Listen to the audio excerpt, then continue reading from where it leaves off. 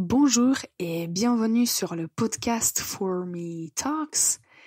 Dites-moi, qu'est-ce que vous allez faire cette semaine?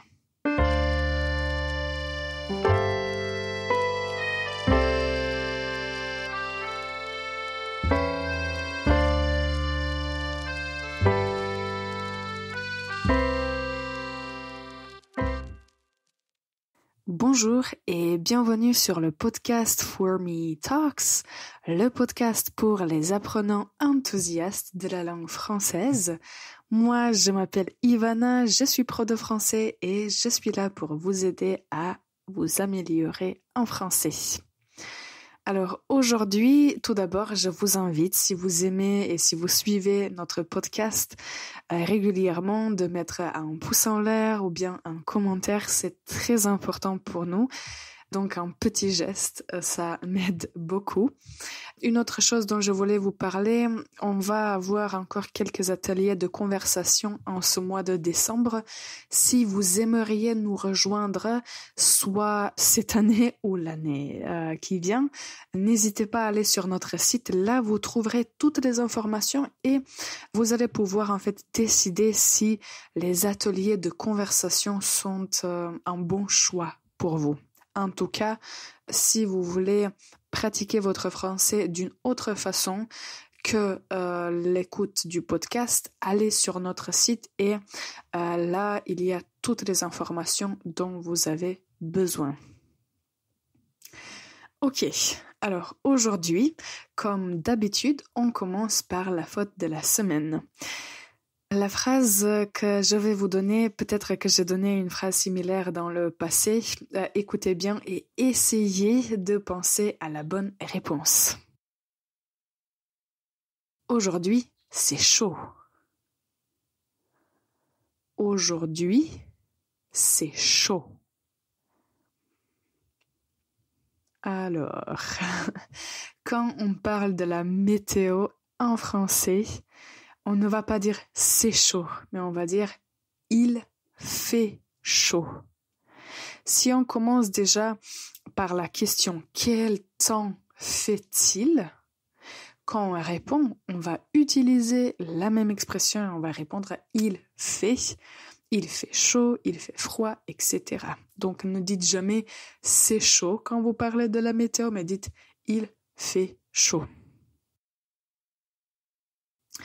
Je ne vous ai pas dit quel est le sujet pour aujourd'hui, mais comme ces quelques dernières semaines, on a parlé des différents verbes, des expressions et de leurs usages, j'avais en fait l'impression que ce type de contenu vous plaît. Et j'ai décidé d'aborder un autre verbe qui est très important en français. Je promets, le podcast suivant ne va pas parler des verbes, mais je trouve que vraiment en français, il y a tellement d'expressions qu'on peut apprendre et qu'on peut utiliser dans les conversations quotidiennes et qui changent vraiment, qui changent votre attitude envers la langue française. Juste, vous allez vous sentir beaucoup plus à l'aise quand vous utilisez les expressions que les Français et les francophones utilisent. Donc aujourd'hui, on se concentre sur quelques expressions avec le verbe faire que vous pouvez utiliser dans les situations quotidiennes. Et on commence par le verbe, par l'expression en fait faire exprès. La première fois que j'ai entendu cette expression dans une situation de la vraie vie, c'était d'un enfant, je crois. L'enfant, il a dit « je ne l'ai pas fait exprès ». Donc si vous faites quelque chose exprès, ça veut dire que vous aviez l'intention de le faire. Et on sait que parfois, quand les enfants jouent, peut-être qu'ils vont faire quelque chose qu'ils ne voulaient pas forcément faire. Ils vont dire « je ne l'ai pas fait exprès ». Donc, à chaque fois qu'on veut dire qu'on a fait quelque chose avec intention, intentionnellement, on va dire faire exprès. Mais d'habitude, je crois que cette expression, on peut l'utiliser plus souvent à la négation. Je ne l'ai pas fait exprès. Je ne l'ai pas fait exprès. Une autre expression, donc tout d'abord l'expression c'est faire la tête. Donc imaginez une personne qui fait la tête. Qu'est-ce que ça signifie? Je vous donne une phrase, un exemple, et après, vous allez me dire si, en fait, vous allez essayer de deviner la signification. Elle fait la tête parce qu'on n'est pas allé au restaurant. Elle fait la tête parce qu'on n'est pas allé au resto. J'imagine que beaucoup de femmes, dans une période de leur vie, ont fait la tête pour des raisons similaires, peut-être. Donc, si on n'est pas content de quelque chose ou si on pense qu'une situation n'est pas juste, on peut faire la tête. En français, il y a un verbe qu'on peut utiliser aussi, bouder. Donc, si une personne boude ou fait la tête, ça veut dire qu'elle n'est pas contente et ça se voit sur son visage. La troisième expression, c'est une expression plutôt familière. Faire gaffe. Faire gaffe. On va souvent entendre les parents dire aux enfants « fais gaffe ». Fais gaffe. Ça signifie en fait « fais attention ». Fais gaffe. Maintenant, on fait une toute petite pause et on revient pour continuer. Et nous avons encore 3 expressions à découvrir. On revient dans un instant. This podcast, For Me Talks, is sponsored by For Me Languages, an online language school. To book your first class, check out the website www.formelanguages.com. Bonjour et bienvenue encore une fois pour ce nouvel épisode du podcast For Me Talks. Aujourd'hui, on parle de quelques expressions avec le verbe faire que vous pouvez en fait soit entendre, soit utiliser dans des situations quotidiennes. Nous avons déjà mentionné faire exprès, faire la tête et faire gaffe. L'expression suivante, c'est faire le point. Donc, imaginez que vous êtes dans votre entreprise, vous parlez de quelque chose et à la fin de la réunion ou avant la réunion, vous dites « Ok, maintenant on va faire le point sur nos progrès. » On va faire le point. Ça signifie on va évaluer la situation où on va évaluer nos progrès. Donc, faire le point, c'est comme faire, disons, un récapitulatif, une évaluation de quelque chose. Faire le point. L'expression suivante que vous avez peut-être entendue, faire des économies. Par exemple, on peut dire elle fait des économies pour s'acheter une voiture. Elle fait des économies pour s'acheter une voiture.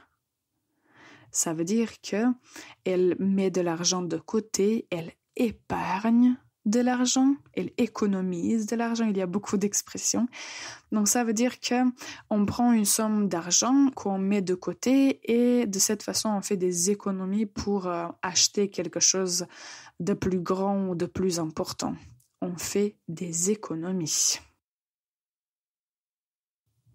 Et la dernière expression, j'ai laissé cette expression pour la fin parce que je pense que beaucoup d'entre vous la connaissent déjà et je trouve que c'est une expression assez intéressante.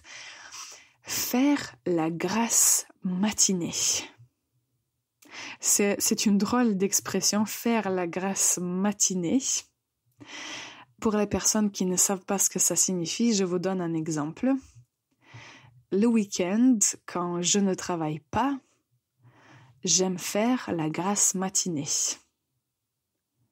Le week-end, comme je ne travaille pas, j'aime faire la grasse matinée. Pour moi, malheureusement, ce n'est pas le cas. Ma grasse matinée commence à 6h30 ou 7h, donc c'est pas vraiment une grasse matinée. Mais faire la grasse matinée, ça veut dire dormir ou simplement rester tard. Dormir tard le matin ou rester au lit. Juste quand vous n'avez rien à faire et vous allez juste vous réveiller, mais en douceur, vous faites la grasse matinée.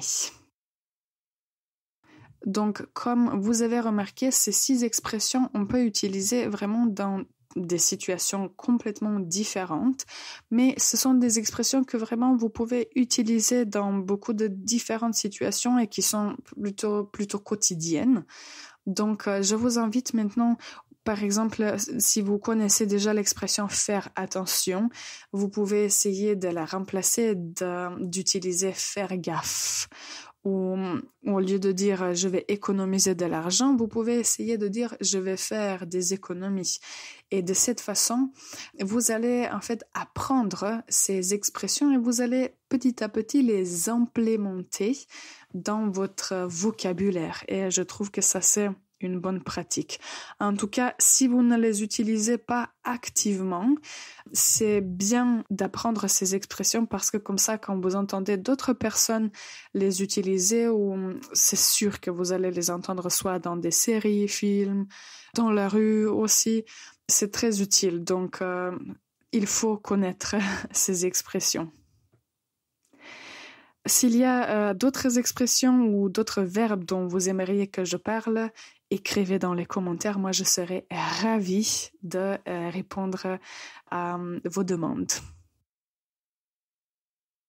La dernière chose pour aujourd'hui, c'est une phrase de notre document qui contient 50 phrases essentielles. Comme vous le savez, vous pouvez télécharger ce document sur notre site www.formelanguages.com. Sur la page d'accueil, vous allez trouver ce document et vous pouvez le télécharger gratuitement. Dans notre podcast, on essaye de bien prononcer ces phrases et comme ça, on peut dire que vous avez tout. Vous avez le texte écrit, les explications et la prononciation. La phrase que j'ai choisie pour aujourd'hui, c'est en fait juste un seul mot qui est très important. C'est le mot « demain ». Demain. Quand vous avez des projets et si les projets se passent demain, il faut savoir comment prononcer ce mot. Donc, par exemple, quelqu'un vous dit on a le rendez-vous avec notre PDG demain et vous êtes surpris, vous dites demain. C'est bon à savoir. À retenir que dans ce mot, vous n'allez pas prononcer des mains, mais vous allez utiliser, disons, le E muet. Demain. Demain. Cette phrase, vous la retrouverez sous le numéro 25 dans notre document. Pour conclure cet épisode, je remercie toutes les personnes qui nous ont écoutés jusqu'à la fin. Merci beaucoup. Et encore une fois, si vous avez aimé ce contenu, mettez un like. Je vous souhaite une excellente journée et à la prochaine.